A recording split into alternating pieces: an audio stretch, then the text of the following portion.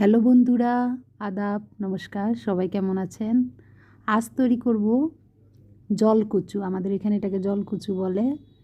কচুর মুখ ভাজি, মানে কচুর শাকের ভিতরে যেই কচিটা থাকে ওইটা আজকে ভাজি করব। এই দেখেন, প্রথমে কচুগুলো গোল গোল করে বেগুনের মতো কেটে নিতেছি।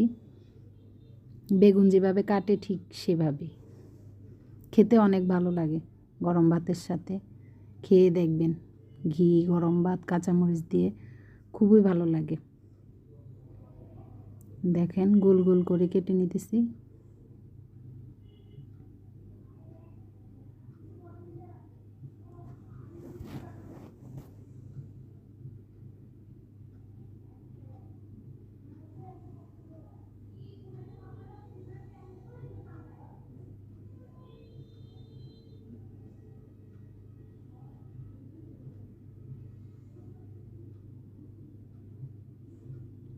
এই দেখুন,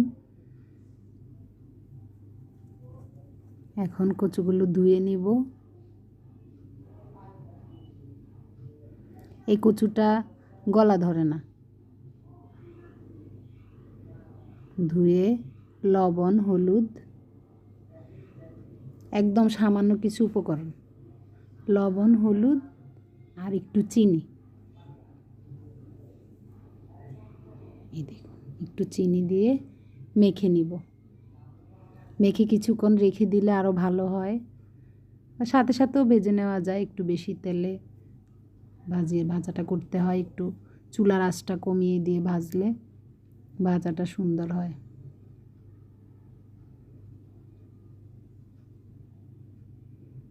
দেখুন, আমি হলুদ, লবণ আর চিনিটা সুন্দর করে কচুর গায়ে মেখে নিতেছি। আমার হাত একদম চুলকানি, কচুটা অনেক ভালো ছিল। আপনি কাটার সময় বুঝবেন, যদি দেখেন যে হাত চুলকায় না তাহলে বুঝবেন যে কচুটা আসলে ভালো। একদম বেগুন ভাজির মতো করে ভেজে নিব। এটা দিয়ে আপনি বেগুনিও করতে পারেন, বেসন দিয়ে পাতলা পাতলা করে বেগুনির মতো মুচমুচে করে ভেজে নিতে পারেন। প্যানে তেল দিয়ে দিলাম, তেল গরম হয়েছে। এখন কচুগুলো ভেজে নেব অল্প আছে। একটু বেশি তেলে ভাজলেই ভালো হয় জিনিসটা। দেখুন,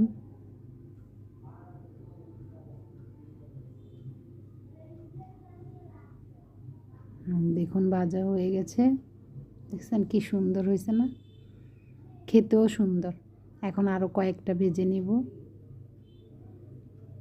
আর একটু লাল করেও ভাজা যায়। পরেরটা আমি একটু লাল করে ভাজবো এখন।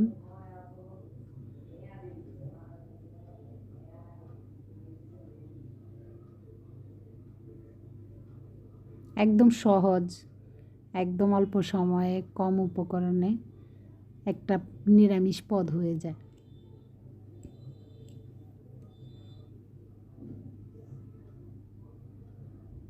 ভাজি বড়া তো আমাদের নিত্যদিন প্রয়োজন হয়। ভাজি ছাড়া প্রথম ভাত খাওয়াটা শুরুই হয় না। এখানে আপনি একদিন কচু ভাজি করে নিলেন। কচু দিয়ে অনেক আইটেম হয়। কাঁচা কচু ভর্তা করা যায়, কচু ভাজি করা যায়, কচু মাছ দিয়ে রান্না করা যায়।